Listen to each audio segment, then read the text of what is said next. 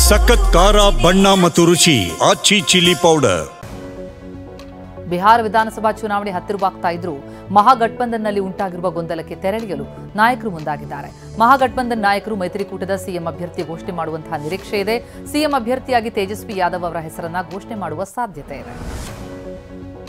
ರಷ್ಯಾದಿಂದ ತೈಲ ಆಮದನ್ನು ಬಹುತೇಕ ಶೂನ್ಯಕ್ಕೆ ಇಳಿಸಲು ಭಾರತ ನಿರ್ಧಾರ ಮಾಡಿದೆ ಅಂತ ಅಮೆರಿಕ ಅಧ್ಯಕ್ಷ ಡೊನಾಲ್ಡ್ ಟ್ರಂಪ್ ಪುನರುಚ್ಚರಿಸಿದ್ದಾರೆ.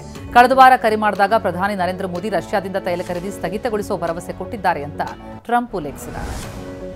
ಅಕ್ಟೋಬರ್ 26ರಿಂದ ಮಲೇಷ್ಯಾದಲ್ಲಿ ನಡೆಯುವಂತಹ ಆಸಿಯಾನ್ ಶೃಂಗಸಭೆಯಲ್ಲಿ ಪ್ರಧಾನಿ ಮೋದಿ ಭಾಗವಹಿಸುವ ಸಾಧ್ಯತೆ ಕಡಿಮೆಯಾಗಿದೆ.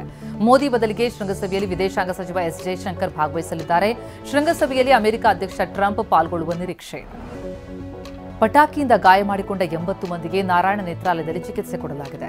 ಶಂಕರ ಕಣ್ಣಿನ ಆಸ್ಪತ್ರೆಯಲ್ಲಿ 28, ಪ್ರಭಾ ಕಣ್ಣಿನ ಆಸ್ಪತ್ರೆಯಲ್ಲಿ 12, ಮೋದಿ ಕಣ್ಣಿನ ಆಸ್ಪತ್ರೆಯಲ್ಲಿ 3, ಅಗರ್ವಾಲ್ ಕಣ್ಣಿನ ಆಸ್ಪತ್ರೆಯಲ್ಲಿ 3 ಗಾಯಾಳುಗಳಿಗೆ ಚಿಕಿತ್ಸೆ ನೀಡಲಾಗಿದೆ.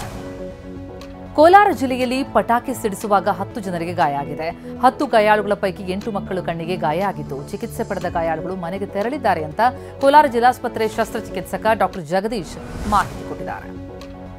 ನರಕ ಚತುರ್ದಶಿ, ಲಕ್ಷ್ಮೀ ಪೂಜೆ, ಬಲಿಪಾಡ್ಯಮಿ ಹಿನ್ನೆಲೆ ಬೆಂಗಳೂರು ಕಸದ ರಾಶಿಯಿಂದ ತುಂಬಿ ತುಳುಕ್ತಾ ಇದೆ. ಕೆಆರ್ ಮಾರ್ಕೆಟ್ನ ವ್ಯಾಪಾರಿಗಳು ಉಳಿದ ಹೂವು, ಹಣ್ಣು, ಬಾಳೆಕಂದು, ಕುಂಬಳಕಾಯಿ, ತುಳಸಿಹಾರ, ಬಿಲ್ವಪತ್ರೆ ಎಲ್ಲ ಫುಟ್ಪಾತ್ ಮೇಲೆ ಎಸೆದು ಹೋಗಿದ್ದಾರೆ.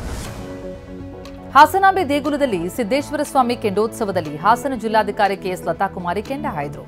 ಭಕ್ತರ ಜೊತೆ ಜಿಲ್ಲಾಧಿಕಾರಿ ಕೆಂಡ ಹಾಯ್ದಿದ್ದಾರೆ. ಕಳಸ ಹೊತ್ತ ಮಹಿಳೆಯರು ಕೆಂಡ ಹಾಯ್ದಿದ್ದನ್ನು ನೋಡದೆ ನನಗೂ ಕೆಂಡ ಹಾಯಬೇಕು ಅಂತ ಮನಸ್ಸಾಯಿತು ಅಂತ ತಿಳಿಸಿದ್ದಾರೆ. ಹಾಸನಾಂಬೆ ದೇವಿ ಗರ್ಭಗುಡಿಯ ಬಾಗಿಲನ್ನು ಮುಚ್ಚುವುದಕ್ಕೆ ಕ್ಷಣಗಣನೆ ಆರಂಭ ಆಗಿದೆ. ಮಧ್ಯಾಹ್ನ 12 ಗಂಟೆಗೆ ಗರ್ಭಗುಡಿ ಬಾಗಿಲು ಬಂದಾಗುತ್ತೆ. ಸಚಿವರು, ಶಾಸಕರು, ಅಧಿಕಾರಿಗಳ ಸಮ್ಮುಖದಲ್ಲಿ ಇಂದು ಗರ್ಭಗುಡಿಯ ಬಾಗಿಲು ಮುಚ್ಚಲಾಗುತ್ತೆ. ಹಾಸನಾಂಬೆಯ ದರ್ಶನದಿಂದ ಕೋಟಿ ಆದಾಯ ಸಿಕ್ಕಿದೆ. 13 ದಿನಗಳಲ್ಲಿ 26 ಲಕ್ಷ ಭಕ್ತರು ಹಾಸನಾಂಬೆಯ ದರ್ಶನ ಪಡೆದಿದ್ದು, ಲಾಡು ಪ್ರಸಾದ ಟಿಕೆಟ್ನಿಂದ 22 ಕೋಟಿ ಆದಾಯ ಬಂದಿದೆ. ಆ ಮೂಲಕ ಹಾಸನಾಂಬೆ ಜಾತ್ರಾ ಮಹೋತ್ಸವ ಇತಿಹಾಸ ಬರೆದಂತಾಗಿದೆ. ಬೆಂಗಳೂರಿನ ನೆಲಮಂಗಲದಲ್ಲಿ ನಡೆದಂತಹ ಗ್ಯಾಂಗ್ ರೇಪ್ ಕೇಸ್ ತನಿಖೆಯಲ್ಲಿ ಸ್ಫೋಟಕ ಮಾಹಿತಿ ಬಹಿರಂಗವಾಗಿದೆ. ಪೊಲೀಸ್ ಮಾಹಿತಿದಾರರು ಅಂತ ಹೇಳಿ ಪಶ್ಚಿಮ ಬಂಗಾಳ ಮೂಲದ ಮಹಿಳೆ ಮೇಲೆ ಸಾಮೂಹಿಕ ಅತ್ಯಾಚಾರ ಮಾಡಿದ್ದಾರೆ. ನಿಮ್ಮ ಮನೆಯಲ್ಲಿ ಗಾಂಜಾ ಮಾರಾಟ, ವೇಶ್ಯಾವಾಟಿಕೆ ನಡೆಸ್ತಾ ಇದ್ದೀರಿ ಅಂತ ಹೆದರಿಸಿ ಕೃತ್ಯ ಎಸಗಿದ್ದಾರೆ.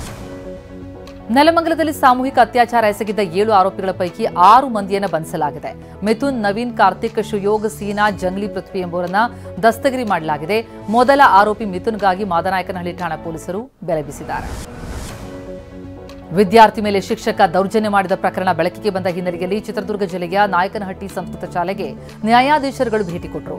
ಜಿಲ್ಲಾ ಕಾನೂನು ಸೇವೆಗಳ ಪ್ರಾಧಿಕಾರದ ಸದಸ್ಯ ಕಾರ್ಯದರ್ಶಿ ಜಡ್ಜ್ ವಿಜಯ್, ಚಳ್ಳಕೆರೆ ಹಿರಿಯ ಸಿವಿಲ್ ನ್ಯಾಯಾಧೀಶರಾದಂತಹ ಸಮೀರ್ ನಂದ್ಯಾಳ್ ಶಾಲೆಗೆ ಭೇಟಿ ಕೊಟ್ಟು ಮಾಹಿತಿ ಪಡೆದಿದ್ದಾರೆ.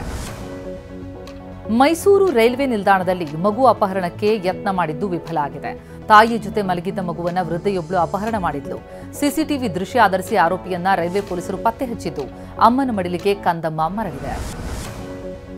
ಚಿಕ್ಕಮಗಳೂರು ಕಡೂರು ತಾಲೂಕಿನ ಗಣಪತಿಹಳ್ಳಿಯಲ್ಲಿ ರಾತ್ರಿ ಬೆಳಗಾಗೋದ್ರೊಳಗೆ ದೇವಾಲಯದ ಮುಂದಿದ್ದಂತಹ ಬಾವಿಯೇ ಮುಚ್ಚಿ ಭಾರೀ ಮಳೆಯಿಂದ ಪುರಾತನವಾದಂತಹ ಕಲ್ಲಿನ ಬಾವಿ ಸಣ್ಣ ಸುಳಿವು ಇಲ್ಲದಂತೆ ಸಂಪೂರ್ಣ ಕುಸಿದು ಹೋಗಿದ್ದು ಹೊಂಡದಂತೆ ಗೋಚರಿಸ್ತಾ ಇದೆ.